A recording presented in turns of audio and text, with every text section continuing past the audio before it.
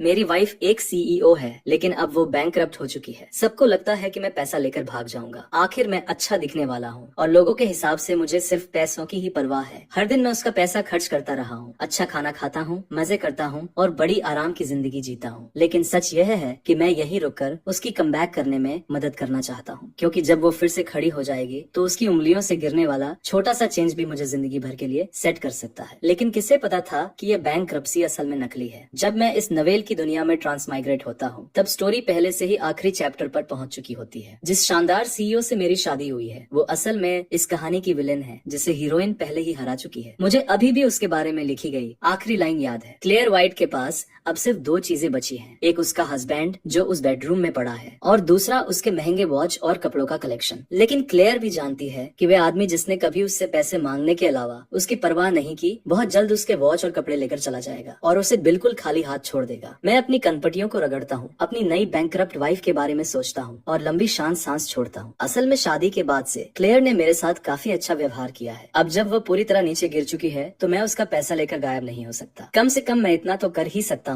कि तब तक उसके साथ रहूं जब तक वो फिर से कमाने लायक ना हो जाए, या कम से कम अपनी जिंदगी को संभालने के लिए कोई आधार न बना ले। थोड़ा सोचने के बाद मैं उठता हूँ और उस तबाही जैसे घर को ठीक करने में लग जाता हूँ, जिसे हम अपना घर कहते हैं। पूरे 3 घंटे लगते हैं और आखिरकार मैं सब चीजें अपने कमरे के एक कोने में ठूसने में कामयाब हो जाता हूँ। जो ढेर बनता है वो काफी इम्प्रेसिव है। एक 100 से ज्यादा वॉच और 80 से ज्यादा आउटफिट। इस वक्त अगर मौका मिले तो मैं कपड़ों को वॉच से बदलना चाहूंगा, क्योंकि वॉच बेचना कहीं ज्यादा आसान है। मैं दोपहर के 2 बजे उठता हूँ और मेरा पेट जोर से गुर्राने लगता है। मैं कॉफी टेबल पर रखा वॉलेट खोलता हूँ। जैसा उम्मीद था, उसके अंदर मेरा आईडी कार्ड, बैंक कार्ड और 700 युआन मिलते हैं। जहाँ तक किचन की बात है, मैं वहाँ अभी तक गया ही नहीं हूँ। हम अभी अभी यहाँ शिफ्ट हुए हैं और हम दोनों में से कोई भी कुकिंग करने वाला टाइप नहीं है, इसलिए वहाँ खाने के नाम पर कुछ भी नहीं है। मुझे खुद बाहर जाकर खाना ढूंढना पड़ेगा। खुशकिस्मती से क्लेयर ने जो अपार्टमेंट किराए पर लिया है वह छोटा जरूर है, लेकिन नीचे पूरी एक लाइन में रेस्टोरेंट बने हुए हैं। मैं नीचे टहलते हुए जाता हूँ और एक कटोरा नूडल्स ले लेता हूँ। पहले देखे हुए लगभग खाली बाथरूम कैबिनेट के बारे में सोचकर मैं सुपरमार्केट भी चला जाता हूँ और रोजमर्रा की चीजों से भरा एक बैग लेकर वापस आता हूँ। मैं क्लियर के लिए भी एक सेट खरीदता हूँ। रंग और स्टाइल दोनों उसी हिसाब से चुनता हूँ जो मुझे याद है कि उसे पसंद है। फिर मैं सफाई शुरू कर देता हूँ और दरवाजा खोलकर क्लियर के कमरे में कदम रखता हूँ। बुक शेल्फ और डेस्क पर रखी कुछ चीजों के अलावा वहाँ सिर्फ एक बेड और जरूरी सामान ही है। मैं बेबस होकर आह भरता हूँ। जिस औरत की परवरिश किसी रॉयल लाइफ में हुई हो, उसके लिए ऐसी जिंदगी सहना सच में बहुत बड़ी बात है। मैं चारों तरफ देखता हूँ और काम में लग जाता हूँ। समय गुजरता जाता है और जब पूरा घर आखिरकार ठीक हो जाता है, तब रात के 10 बज चुके होते हैं। मैं नहाता हूँ, कॉफी टेबल पर कुछ लेट नाइट स्नैक्स रखता हूँ और खाने के लिए बैठ जाता हूँ। जैसे ही मैं पैकेट खोलकर पहला निवाला मुंह में डालने वाला होता हूँ, तभी सामने का दरवाजा खुल जाता है। मैं ऊपर देखता हूँ और मेरी नजर एक जोड़ी आंखों से मिलती है, जो पतझर के पानी की तरह साफ और शांत है। दरवाजे पर खड़ी औरत मुझे देख रही है और उसके चेहरे पर कोई भाव नहीं है। वो नजर हटाती है और कमरे के चारों तरफ देखती है और एक पल के लिए उसके चेहरे पर हल्की सी हैरानी दिखाई देती है। फिर उसकी नजर वापस मुझ पर टिक जाती है और उसी समय मैं भी उसे ध्यान से देखता हूँ। वो बेहद खूबसूरत है और लेखक ने उसके बारे में जितनी भी तारीफ लिखी थी वो सब सच लगती है। क्लेयर की नजरों के नीचे मैं अनजाने में अपनी चॉपस्टिक्स को और कसकर पकड़ लेता हूँ और एक अजीब सी घबराहट महसूस करता हूँ। आखिर मैं एक इम्पोस्टर हूँ। क्या क्लेयर जैसी औरत ये नहीं समझ पाएगी कि उसके अपने हस्बैंड में कुछ अलग है? उसकी आंखें मुझे ऐसा महसूस कराती है जैसे इस दुनिया में कुछ भी उनसे छिप नहीं सकता। क्या तुमने क्लीनर हायर किया है और क्या पैसे काफी थे? उसकी आवाज सपाट है और उसमें हल्की जांच की झलक है। मैं बिना सोचे सिर हिलाता हूँ और कहता हूँ, नहीं, मैंने खुद किया है। क्लेयर मुझे देखकर साफ हैरान रह जाती है। हम कुछ पल तक एक दूसरे को देखते रहते हैं, फिर वो पहले नजर हटा लेती है। क्या तुम्हारे पास पैसे काफी है? मैं कहता हूँ, हाँ काफी है, और फिर बिना सोचे पूछ लेता हूँ, तुम्हारे पास क्या है? जैसे ही शब्द निकलते हैं मुझे पछतावा होता है ये सवाल सुनकर। क्लियर फिर मेरी तरफ देखती है और हैरान हो जाती है। फिर वो धीरे से कहती है, काफी है। उसके बाद हम दोनों चुप हो जाते हैं। क्लियर टेबल पर रखे मेरे खाने की तरफ देखती है। फिर वो अचानक कहती है, मुझे माफ कर दो, पहले मुझे समझ नहीं आता। मैं ऊपर देखता हूँ, उसकी नजर का पीछा करता हूँ और जल्दी से सिर हिलाकर कहता हूँ, नहीं, तुम्हें माफी मांगने की जरूरत नहीं है। क्लेयर मेरे पास आती है और सोफे के दूसरे सिरे पर बैठ जाती है। वो अपने शब्द बहुत सावधानी से चुनती है। मेरे नाम पर जो भी एसेट्स थे उनमें से ज्यादातर पहले ही ट्रांसफर कर दिए गए हैं। अब कुछ भी नहीं बचा है, लेकिन कोई कर्ज भी नहीं है, इसलिए तुम्हें उसकी चिंता करने की जरूरत नहीं है। मेरे पास अभी 30,000 युआन कैश है। जब सब कुछ थोड़ा स्थिर हो जाएगा तो मैं जितनी जल्दी हो सके फिर से कमाना शुरू कर दूंगी। तुम्हारे कार्ड में 60,000 युआन होने चाहिए। इस अपार्टमेंट का 6 महीने का किराया मैं पहले ही दे चुकी हूँ। अगर तुम तलाक लेना चाहते हो तो मैं तुम्हें 20,000 युआन और दे दूंगी। तुम चाहो तो तब तक यहाँ रह सकते हो जब तक तुम्हें कोई दूसरी जगह न मिल जाए। मैं तुरंत समझ जाता हूँ कि इसका मतलब क्या है, क्लेयर मेरे लिए जरूरत से ज्यादा कर रही है। हमारे कुल पैसे लगभग 90,000 युआन है और वो उनमें से 80% मुझे देने के लिए तैयार है और मुझे अपार्टमेंट में रहने भी दे रही है। इतना ही नहीं, वो अपनी वॉच और कपड़ों का कलेक्शन भी वापस नहीं लेगी। इसका मतलब है कि उसके पास सिर्फ एक कमरा और 10,000 युआन ही बचेंगे। जब वो देखती है कि मैं कुछ नहीं कह रहा तो क्लेयर फिर बोलती है, भविष्य में मैं हर महीने जो भी कमाऊंगी उसमें से एक हिस्सा अलग रखूंगी, कम से कम 3,000 युआन। अभी मैं इससे ज्यादा वादा नहीं कर सकती क्योंकि मुझे नहीं पता आगे क्या होगा, लेकिन अगर मुझे फिर से वापसी का मौका मिला तो मैं ये सब तुम्हें वापस दे दूंगी। मैं तुरंत सिर हिलाकर मना कर देता हूँ। क्लेयर ये देखकर चुप हो जाती है। मुझे तुरंत एहसास होता है कि शायद मेरी प्रतिक्रिया गलत समझी गई है। मैं जल्दी से समझाता हूँ, नहीं नहीं, मैं तलाक नहीं चाहता और मुझे तुम्हारे पैसों की जरूरत भी नहीं है। मेरे पास गुजारा करने के लिए काफी है। मैं हालात को स्वीकार कर चुका हूँ। मैं अपने खर्च कम कर दूंगा और खुद पैसे कमाऊंगा ताकि तुम्हें अपने ऊपर इतना दबाव न डालना पड़े। एक साधारण घर चलाने में इतना खर्च नहीं आता। तुम तलाक नहीं चाहती। क्लेयर मेरी तरफ देखती है और कहती है, लेकिन कल तो तुमने कहा था। तभी मुझे याद आता है कि कल मैंने गुस्से में बहुत खराब बातें कहती थी। मैंने उसे बेकार कहा था और ये भी कहा था कि मैं तलाक चाहता हूँ। मेरा चेहरा थोड़ा सख्त हो जाता है और मैं जल्दी से समझाने की कोशिश करता हूँ कि उस समय मैं नशे में था। मेरा ऐसा मतलब नहीं था। मैंने सब सोच लिया है और ऐसे समय पर मैं तुमसे तलाक नहीं ले सकता। हम शादीशुदा है और मैं अपनी जिम्मेदारी निभाऊंगा। मेरी चिंता मत करो। मैं अपना ख्याल रख सकता हूँ। शायद मैं तुम्हारा भी ख्याल रख सकूं। जैसे ही मैं ये कहता हूँ, क्लेयर मुझे अजीब नजर से देखने लगती है, लेकिन वो इस बात को ज्यादा आगे नहीं बढ़ाती। अगर तुम्हें तलाक नहीं चाहिए तो ठीक है, जब भी तुम्हारा मन बदल जाए बस बता देना। क्लेयर उठती है और बाथरूम की तरफ चली जाती है। मैं सिर झुकाकर थोड़ा अजीब तरीके से खाना खाता रहता हूँ। मैं सुनता हूँ कि उसके कदम बाथरूम के दरवाजे के पास कुछ सेकंड रुकते हैं। शायद उसने नोटिस किया होगा कि कमरा पहले से अलग दिख रहा है। फिर पानी चलने की आवाज आने लगती है। जब तक मैं खाना खत्म करता हूँ, क्लेयर बाथरूम से बाहर आ चुकी होती है। वह बस धीरे से कहती है, धन्यवाद, और फिर कहती है, थोड़ा आराम कर लो। मैं अपने बालों में हाथ फेरता हूँ और मुझे ऐसा लगता है जैसे मैं कोई सपना देख रहा हूँ। मैं अपने विचारों को एक बार फिर से व्यवस्थित करता हूँ और फिर बाथरूम की तरफ चला जाता हूँ। अपने कमरे में वापस आकर मैं लैपटॉप खोलता हूँ और एक रिसेल प्लेटफॉर्म पर अपना पर्सनल शॉप सेट करता हूँ। फिर मैं लैपटॉप बंद करता हूँ और सो जाता हूँ। अगली सुबह मैं आदत के अनुसार सुबह 6:30 बजे उठ जाता हूँ। मैं कल खरीदी हुई चीजें इकट्ठा करता हूँ और दलिया बनाना शुरू कर देता हूँ। फिर मैं नीचे जाकर स्टीम्ड बन और फ्राइड डो स्टिक्स ले आता हूँ। जब मैं वापस आता हूँ तो क्लेयर अपने कमरे से बाहर निकल रही होती है। दरवाजा खुलने की आवाज सुनकर वो ऊपर देखती है और मेरे हाथों में रखा खाना देखती है। वो अनजाने में अपनी आंखें मलती है, जैसे उसे यकीन ही नहीं हो रहा कि वो क्या देख रही है। मैं उसे गुड मॉर्निंग कहता हूँ। मैं कहता हूँ कि मैं ब्रेकफास्ट ले आया हूँ और चूल्हे पर दलिया भी बन रहा है। मैं उसे कहता हूँ कि वो जाकर हाथ मुंह धो ले। जब तक वो वापस आएगी तब तक खाना तैयार हो जाएगा। मैं उसके जवाब का इंतजार किए बिना किचन में चला जाता हूँ और उसके चेहरे पर छाई हैरानी को पूरी तरह नजरअंदाज कर देता हूँ। क्योंकि हम दोनों देर रात तक जागते रहे थे, इसलिए मैंने रेड बीन और जुजुब वाला दलिया बनाया है, जो एनर्जी के लिए अच्छा होता है। जब दलिया तैयार हो जाता है तो मैं 2 कटोरों में निकाल देता हूँ। फिर मैं बन और डो स्टिक्स प्लेट में सजाता हूँ। मैं अंडे उबालता हूँ और कुछ साइड डिश भी तैयार करता हूँ। जब क्लेयर बाथरूम से बाहर आती है तो वो टेबल पर रखा नाश्ता देखती है, जो लगभग किसी शानदार ब्रेकफास्ट जैसा दिख रहा होता है। ये सीन गर्म और घरेलू महसूस होना चाहिए था, लेकिन क्लेयर को ऐसा बिल्कुल महसूस नहीं होता, क्योंकि वो अपने पति को बहुत अच्छी तरह जानती है। करीब 3 साल की शादी में मैंने कभी किचन में कदम नहीं रखा और न ही कभी घर का कोई काम किया। मैं जिस एक चीज में अच्छा था वो था पैसा खर्च करना। शादी से पहले जो जानकारी उसने मेरे बारे में जुटाई थी उसमें भी कहीं नहीं लिखा था कि मैं ये सब कर सकता हूँ। उसके दिमाग में कई सवाल घूमने लगते हैं और वो सोचने लगती है कि क्या मैं ये सब पहले से छुपा रहा था। पहले हमारे पास नौकर और हाउसकीपर थे, इसलिए मुझे कुछ भी करने की जरूरत नहीं पड़ती थी, लेकिन अब यहाँ सिर्फ हम दोनों हैं और पैसे भी कम हैं, इसलिए हम हर दिन बाहर का खाना नहीं खा सकते। मैं कहता हूँ कि मेरी कुकिंग कोई खास नहीं है, लेकिन खाने लायक तो है। अगर तुम्हें बुरा न लगे तो अब से घर आकर खा सकती हो। क्लेयर कहती है कि जब दादाजी ने पूछा था कि क्या तुम कुकिंग कर सकते हो, तब तुमने उनसे झूठ बोला था। यह कहते हुए वो चम्मच उठाती है और दलिया चखती है। मैं थोड़ा रुकता हूँ, फिर हंसकर बात टाल देता हूँ। मैं कहता हूँ कि मेरी कुकिंग किसी प्रोफेशनल हाउसकीपर जैसी नहीं है और मुझे लगा कि दादाजी फाइन डाइनिंग के आदी होंगे, इसलिए मैं खुद को शर्मिंदा नहीं करना चाहता था। ये बहाना थोड़ा कमजोर है, लेकिन काम कर जाता है। क्लेयर धीरे से सिर हिलाती है और कहती है कि असल में ये काफी अच्छा है। मैं उसे खाते हुए देखता हूँ और महसूस करता हूँ कि इस हालत में भी वह बेहद ग्रेसफुल लग रही है। और तभी मुझे एहसास होता है कि जिस औरत ने हमेशा सबसे बढ़िया खाना खाया हो, उसे स्ट्रीट स्टॉल का नाश्ता खिलाना सच में बहुत बड़ी बात है। ब्रेकफास्ट के बाद क्लेयर बर्तन उठाकर किचन में ले जाने लगती है, लेकिन मैं तुरंत उसे रोक देता हूँ। मैं कहता हूँ, इसकी चिंता मत करो, मैं साफ कर दूंगा। तुम्हें जो काम करना है वो करो। मैं कहता हूँ कि मुझे भी कुछ काम निपटाने हैं और शायद मैं शाम तक वापस ना आऊँ। मैं उसे कहता हूँ कि मेरा इंतजार मत करना और अगर किसी चीज की जरूरत हो तो मुझे कॉल कर लेना। क्लेयर के जाने के बाद मुझे आखिरकार थोड़ी राहत महसूस होती है। मैं मन ही मन सोचता हूँ कि अपनी सबसे खराब हालत में भी वह किसी रॉयल इंसान की तरह ही रहती है और उसकी मौजूदगी का दबाव कभी पूरी तरह खत्म नहीं होता। अगर मैंने मैंने अपनी जिंदगी में कुछ अनुभव ना किए होते तो शायद मैं उस दबाव के सामने टूट जाता। आज मुझे बहुत सारे काम करने हैं, सिर्फ घर के लिए सामान खरीदना ही नहीं बल्कि मुझे वॉच और कपड़ों की फोटो भी खींचनी है और उन्हें ऑनलाइन बेचने के लिए लिस्ट करना है। हमारे पास जितनी चीजें हैं उन्हें बेचने से 1 मिलियन युआन से ज्यादा मिल सकते हैं, लेकिन अगर क्लेयर कुछ करना चाहेगी तो उसके पास शुरुआत करने के लिए कुछ पैसे होने चाहिए। इसके अलावा मुझे इस दुनिया के ऑनलाइन ऑडियंस को भी समझना होगा और शायद मुझे अपने पुराने काम में वापस लौटना चाहिए। अपने पुराने